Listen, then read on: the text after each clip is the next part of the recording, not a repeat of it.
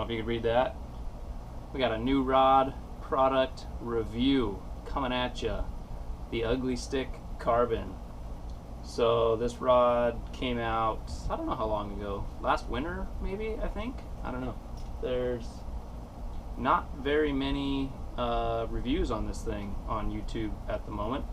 And I've been using Ugly Stiks for a long time now. I use them for trout fishing. I have 3 now, including this one, 3 trout rods. I got a catfish fishing rod. I have a couple bass fishing rods. I am an Ugly Stik user, and these things can take some abuse. And one of the reasons why I like them, when I go trout fishing, it's up in the mountains, the backcountry. You're falling on rocks. You're falling through logs, which I just did last weekend. That one, it hurt. I don't have it on video, sorry, but yeah, I went to step from one log to another one, and I fell through that log, and this rod right here took the whole brunt of the fall. So I've only had this thing for a couple months now, and I've already put it through hell. So figured it would be time to give it a proper review since there's not many of them out there. So this is a Ugly Stik Carbon spinning rod, 5'6"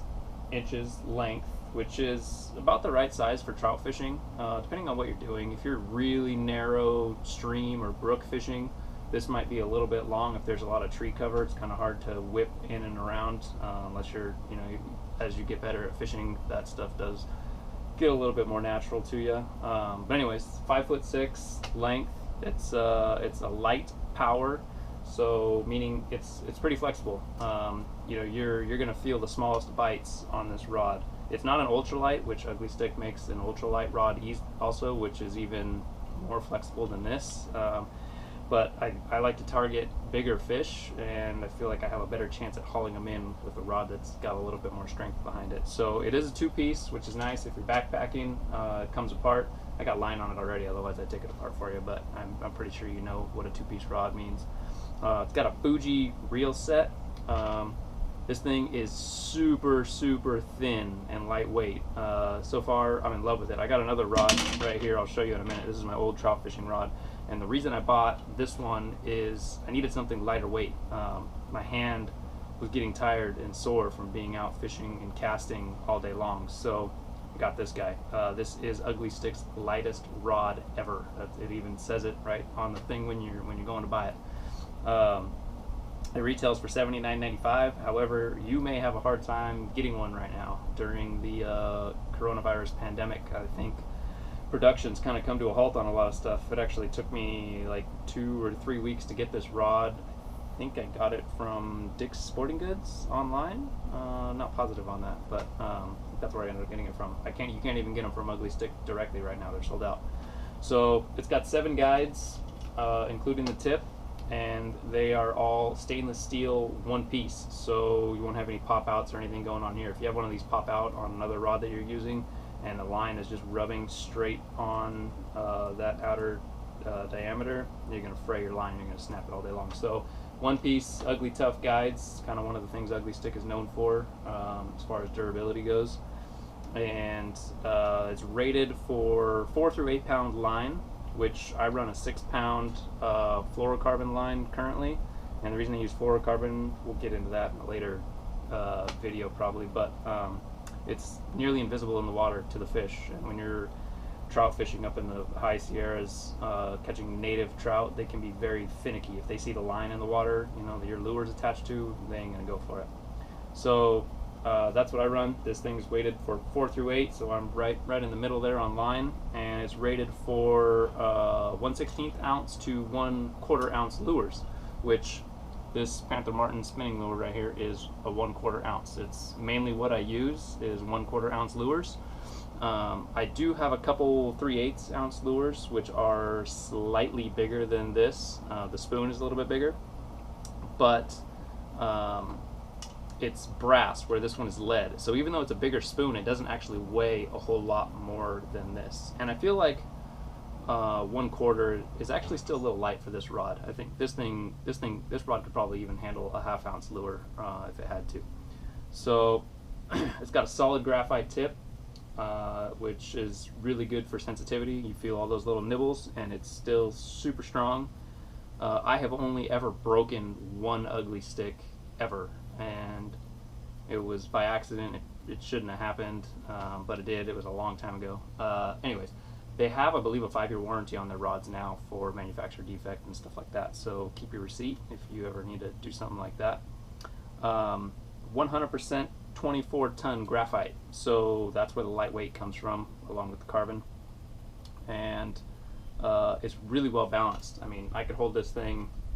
See, can you see that? Right there, right where my hands are going to go, and see how the reel's not, or the whole rod is not falling down in the front. I'll show you with my other rod.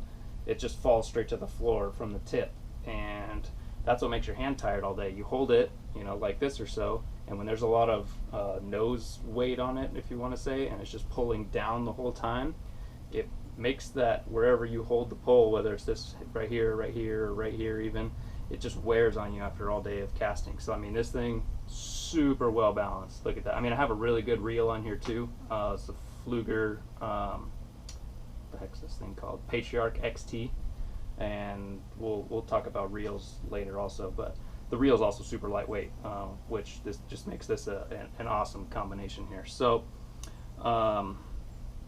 what else? It's got a wind split grip, which I didn't know if I was going to like at first. I got some bass rods that are like this, and I have mixed feelings about it. But this one, I like it. Obviously, cut down on weight, so you don't have grip, you know, all the way down right here. And when I'm fishing, I just put this, see, can you see that? Put this right here in my forearm like that, and I can really help. It really helps me get a good hook set by just keeping that right in there. I have something to kind of brace the reel against, or the rod. So when I reel left-handed, so when you bring that in, I'm usually pulling it this way to the right, and I could really get a good hook set like that. So that adds for good lightweightness. I use this one when I cast too, just to kind of get a good flick on it with my my backhand.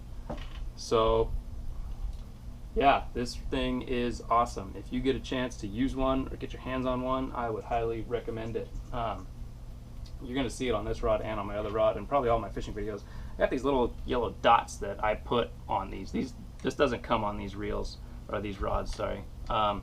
They're 1-inch increments. So the first one, which is right there, that's 12 inches. So I can measure my fish right out while I'm fishing without having to carry anything extra with me.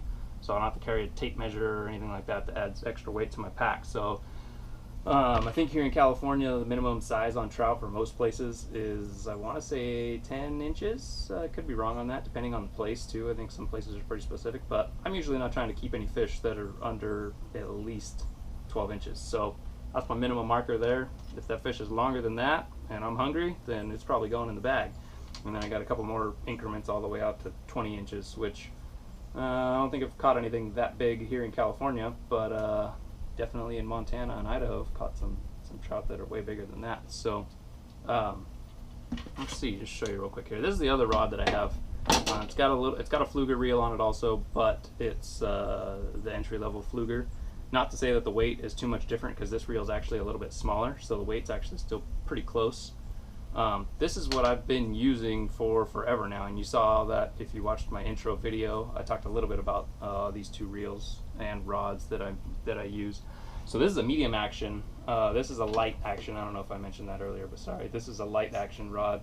So medium action. So if I'm targeting bigger fish, going in bigger water for trout where I know that there's going to be bigger ones, I'm definitely using this rod. It's also 5'10" in length, so it's 4 inches longer than that one, and it's way more stout. So, which strength, but it also adds a lot of weight. So I don't know if this will really do it any justice for you here, but if you could see the difference in thicknesses at the bases there, right above the reels, that's a big difference. So, and the eyelets are also reinforced. So see on this one, got reinforcement coming from the top and the bottom, where this one, they just come from the bottom. So it's a stout rod, it's a lot heavier, and medium action, so you could put bigger lures on it, you could haul in bigger fish easier with it. But if I were to hold this thing roughly in the same spot that I was holding the other one, I'm turning around this way so you can see, like an inch or so, that thing just goes straight down. It does not want to stay up. So that was causing my hand to wear out. I was getting tired, sore. So I wanted a lighter rod, especially for backpacking into the high country. Something that was a little bit easier to either carry in my hands or throw in the pack, and not have so much weight behind it. Especially when you're high country back fishing, you're not catching 20-inch and 24-inch trout and everything that you see when you look up hashtag trout fishing on Instagram with all the people in China and everywhere else that are catching these 30-inch rainbows and stuff. We don't have that here in California, at least not that I've really seen. So I wanted something lighter. I mean, I have caught fish definitely where you need something more like this. Not impossible to catch something with this or even an ultralight, but it definitely makes the job a little bit easier to have the proper equipment. So I wanted something a little bit lighter to throw in the pack, and there was only a couple reviews out on it, so I decided I wanted to make my own. And after having it for a couple months now, I would 100% recommend it. I mean, I'm sure there's lots of other brands of rods out there that are, ultralight fishing and blah, blah, blah, but I've always used Ugly Stik, and that's probably what I'm going to continue to use from here on out. So that's a quick overview of the Ugly Stik Carbon Rod, and this one doesn't even have a specific name. It's just Ugly Stik by Shakespeare, and I've tried finding more of this rod because I liked that it had the extra reinforcement on the eyelets as far as durability goes, but I can't even find this rod anywhere anymore. It's several years old. I've had this thing for a long time, and I will definitely keep it for certain fishing trips that I need it for. So I hope you enjoyed this video. If you liked it, or if this helps you in your purchase decision, I know there's a lot of people out there with the coronavirus going on right now. You go to the stores, any fishing store, the places are white clean of fishing stuff. Everybody's trying to get outside and do something they've never done before. So I figured this video would kind of be a helpful tutorial of Ugly Stik, I guess, because that's what I'm pushing, if you will, although they're not paying me. So if you go to your local store and you see an Ugly Stik there, I'd bet you probably couldn't go wrong with it, depending on which one it was and what type of fishing you're doing. So Ugly Stik Carbon Rod, I give it a 5 out of 5-star review. So if you get one, they're bright red. It's the only color they come in. I don't know, can you see that? The coloring's kind of off in here. Bright red. This one's called Vader because it's kind of like Darth Vader's lightsaber, if you will. So anyways, hope you enjoyed that. If you like it, give it a thumbs up. Leave some comments for me. If you have questions about it, anything specific, let me know. I'll be happy to try to get back to you on that. Thanks.